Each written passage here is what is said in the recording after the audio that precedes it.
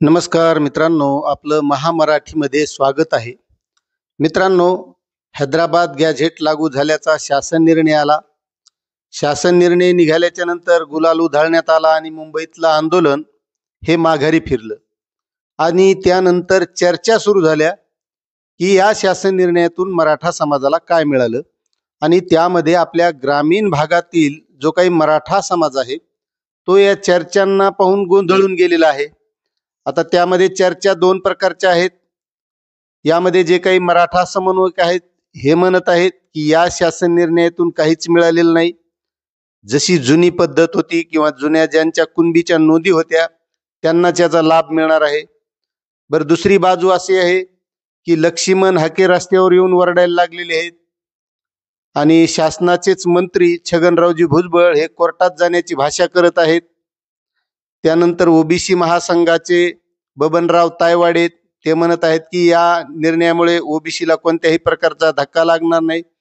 आणि या अशा चर्चामध्ये मराठा समाज हा गोंधळून गेलेला आहे की नेमकं आपल्याला या GR मधून मिळालंय काय. कारण ओबीसीचे जे काही स्वतःला नेते म्हणून घेतात हे ओरडले या निर्णयाबद्दल की मराठा समाजाला वाटतं नक्कीच यामधून काहीतरी मिळतंय. मात्र मराठा समाजाचे जे काही समन्वयक आहेत ते बोलल्याच्या नंतर वाटतंय की यामधून काहीच मिळणार नाही. मग मित्रांनो, आपण गोंधळलेल्या परिस्थितीमध्ये असताना हा नेमका गोंधळ कुठे संपणार तेच आपल्याला आजच्या व्हिडिओमधून बघायचंय. आणि त्यासाठी ग्रामस्तरावर ज्या काही आता समित्या स्थापन झालेल्या आहेत त्यांचं प्रशिक्षण होणार आहे आणि त्याबद्दलचे स्थानिक चौकशीचे अहवाल सुद्धा होणार आहेत. त्या अहवालाबाबत सुद्धा आपण बघणार आहोत. आणि नेमकं हे मराठा कुणबी जात प्रमाणपत्र कसं काढायचं हे सुद्धा आपल्याला आजच्या व्हिडिओमधून बघायचंय. आणि एक लक्षात घ्या, आजपर्यंत कोणत्याही प्रकारचा अर्ज शासनाकडे आलेला नाही की या माध्यमातून जे काही हैदराबाद गॅझेट लागू केलंय त्या माध्यमातून शासन निर्णय निघाल्याच्या नंतर मला कुणबी प्रमाणपत्र मिळावं म्हणून अर्ज सुद्धा आलेला नाही. आता यामध्ये काही प्रश्न मला सुद्धा पडलेले आहेत. तर आपण तो स्थानिक चौकशी जो काही अहवाल आहे तुम्हाला स्क्रीनवर दिसणार आहे, तुम्ही स्क्रीनवर बघा, तुमच्याही लक्षात येईल.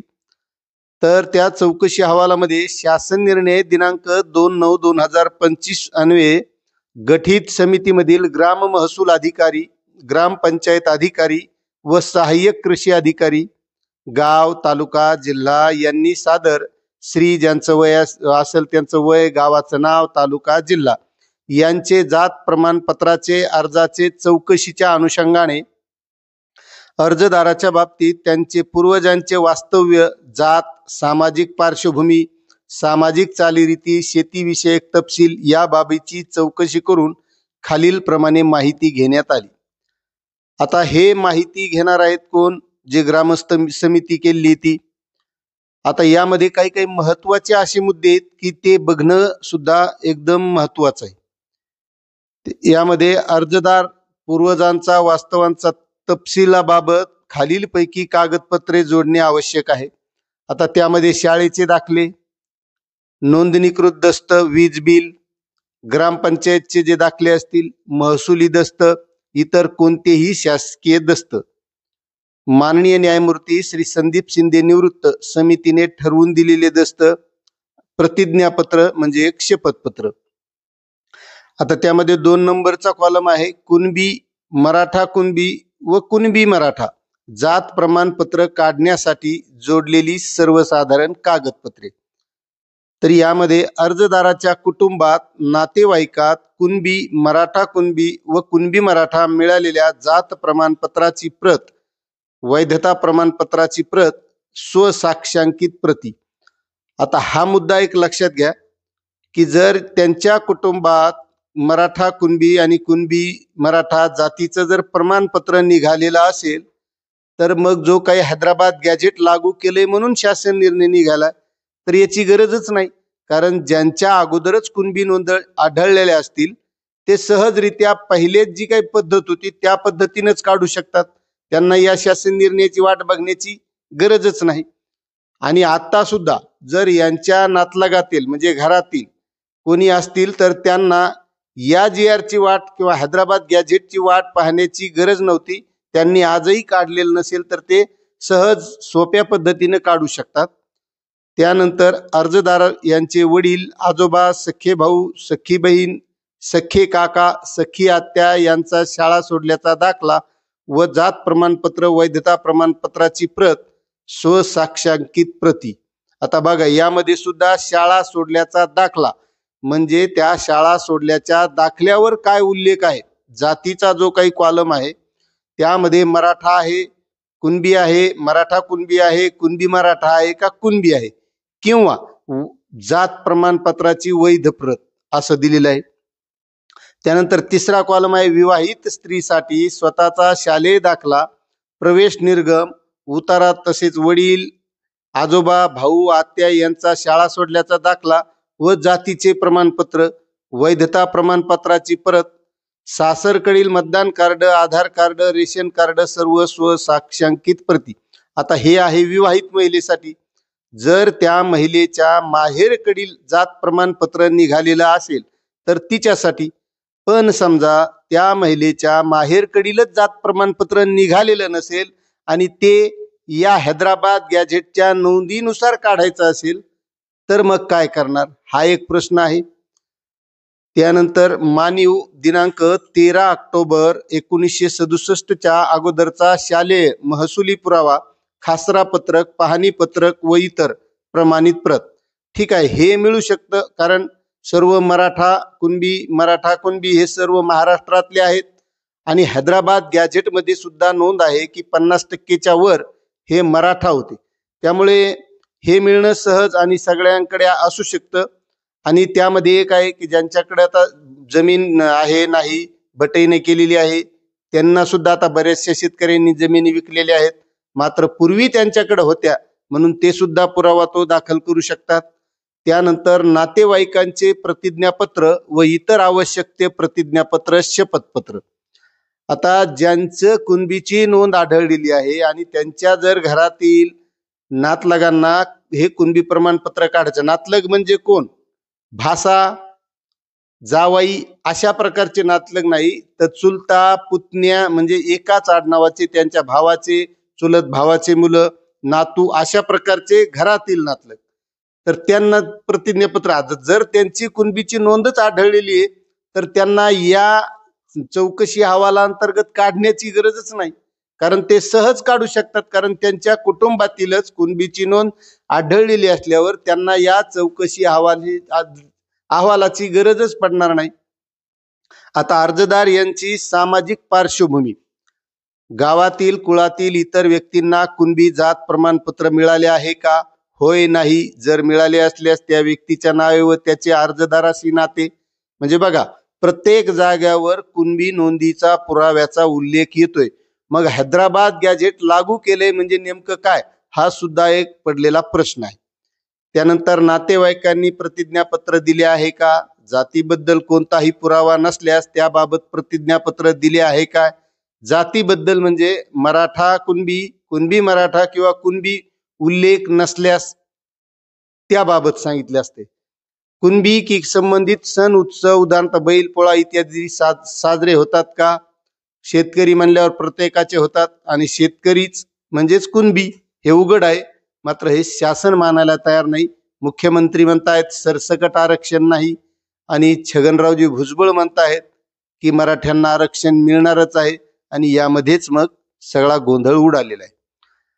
आता पूर्वजांचा पेहराव, धोतर, पटका, लुगडे, चोळी अशा प्रकारच्या होता काय, पूर्वजांचाच नाही तर तो आता सुद्धा आहे. गाव खेड्यामध्ये गेली तर पटका आहे, लुगडं आहे, चोळी आहे, हे सर्व प्रकार आजही आहेत. कुणबी प्रमाणपत्र प्राप्त झालेल्या कुटुंबाप्रमाणे चालीरीती व रीतिरिवाज चलनात आहेत का. आता हा मुद्दा म्हणजे एक लक्षात घ्या, आजपर्यंत ज्या कुणबी बांधवांच्या कुणबी नोंदी आढळल्या त्यांनी ओबीसीचं कुणबीचं प्रमाणपत्र काढलं, त्या बऱ्याच जणांचे नातलग, जावाई किंवा सासरे हे मराठा म्हणून आहेत. आज त्यांचं जात प्रमाणपत्र त्यांच्या कुणबीच्या नोंदी न आढळल्यामुळे निघत नाही, मात्र त्यांचा रोटी बेटी व्यवहार आजही आहे, फक्त त्यांच्या नोंदी आढळलेल्या नाहीत. आणि त्यामध्ये काही गावातील अशी स्थिती आहे की ते रेकॉर्डच उपलब्ध नाही त्यावेळचं. काही गावामधलं आहे आणि काही गावामधलं रेकॉर्डच नाही. मग रेकॉर्ड नाही तिथे सरकार सहज शासन, ते तहसील कार्यालय असेल, ते भूमी अभिलेख असेल, ते डायरेक्ट लिहून देतात आमच्याकडे रेकॉर्ड उपलब्ध नाही. आता रेकॉर्ड उपलब्ध नाही म्हणजे ते कुणबी नाहीत असं होतं का? हा सुद्धा एक प्रश्न आहे, विचार करण्याजोगा आहे. आता त्यानंतर कुलदैवत कोणते आहे? कुणबी जातीतील इतर आडनावाची तेच कुलदैवत आहे का? आता उघडच आहे. नाते एकमेकाचे रोटी बेटी व्यवहार असल्यामुळे कुलदैवत एकच आहे. त्यानंतर एक 7वा मुद्दा राहिला होता की अर्जदाराच्या कुटुंबातील व्यक्तींचे कुणबी प्रमाणपत्र प्राप्त झालेल्या कुटुंबासोबत रोटी बेटी व्यवहार होतात का? सरळ होतात. आज ज्यांच्या कुणबी नोंदी आढळलेल्या आहेत त्यांना कुणबी प्रमाणपत्र मिळालंय, मात्र त्यांचे जावई असतील, त्यांचे सासरे असतील, यांना मिळालं नाही का? तर त्यांच्या नोंदी नाहीत. पण त्यांचे रोटी बेटी व्यवहार आहेत म्हणून ते मराठा आहेत, कुणबी आहेत, कुणबी आहेत, मराठा आहेत, हे स्पष्ट आहे. मूळ गावात समान आडनावाची कुटुंबे व नातेवाईक कुणबी करून बहुसंख्येने एकत्रित राहत होते का? हो, कुणबा म्हणजे शेती करून ते एकत्र आजही राहतात, पूर्वी राहत होते. त्यानंतर अर्जदार यांचा शेतीचा तपशील भूधारक भूमिहीन, ते एक आहे की ज्यांच्याकडे जमीन आहे त्याचा पुरावा, जमीन नसेल भूमिहीन म्हणून पुरावा, किंवा यापूर्वी जमीन असेल तर त्याचा पुरावा. समान आडनाव असलेले व भावकीचे बहुतांश लोक कुठल्या व्यवसायात आहेत? सगळे शेतीचे उघडे, त्याबद्दल काही दुमत नाही. आणि समितीचे स्थानिक माहितीच्या आधारे निरीक्षण. अर्जदार व त्यांच्या कुटुंबाचा या गावात दीर्घकाळ वास्तव्य मानीव दिनांक पूर्वी म्हणजे 13 ऑक्टोबर 1967 पूर्वीचे असल्याची पुष्टी होते का? स्पष्ट आहे. बरेचसे मराठा बांधव हे फक्त काही आता या लेटेस्ट मध्ये या गावाहून त्या गावाला कामानिमित्त किंवा आपल्या पूर्वीच्या गावात त्यांना रोजगार राहिला नाही म्हणून काही नातलगांच्या गावाकडे गेलेत, मात्र ते मूळचेच इथलेच आहेत, ते काही महाराष्ट्राच्या बाहेरून आलेले नाहीत. त्यामुळे तो पुरावा सहज आहे. अर्जदाराने दिलेली माहिती प्रतिज्ञापत्र खरी आढळले आहेत का? आणि त्यानंतर ही समिती या अहवालावरून शिफारस करणार आहे तहसीलदार यांना, उपजिल्हाधिकारी यांना, आणि तिथे ते सक्षम अधिकारी या अहवालावरून मग कुणबीचं प्रमाणपत्र द्यायचं का नाही ते ठरवणार आहेत. आता या माध्यमातून एक मुद्दे लक्षात घ्या मित्रांनो. प्रत्येक जाग्यावर कुणबीचं प्रमाणपत्र, कुणबीची नोंद, या सर्व गोष्टी कुणबी प्रमाणपत्राची पडताळणी झालेली आहे का असं प्रत्येक जागेवर विचारलेलं आहे. मग हैदराबाद गॅझेट लागू झाल्यानुसार शासन निर्णय निघालाय. मग या माध्यमातून आता मराठा समाजाला कुणबीचं प्रमाणपत्र कसं निघेल हे यावरून मला तर काय लक्षात येत नाही. तुमच्या लक्षात येत असेल तर नक्कीच कमेंट करा.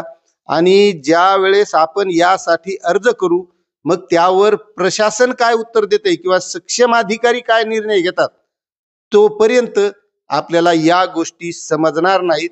त्यामुळे जास्तीत जास्त लोकांनी आपला कुणबी प्रमाणपत्र मिळण्यासाठी किंवा ओबीसीत आरक्षण मिळण्यासाठी लवकरात लवकर अर्ज करण्याची गरज आहे. आणि आता अर्ज कसा करायचा आहे या संबंधीचा व्हिडिओ आपण पुढील भागात बघूया. तो पण आपण सविस्तर आणणार आहोत. धन्यवाद.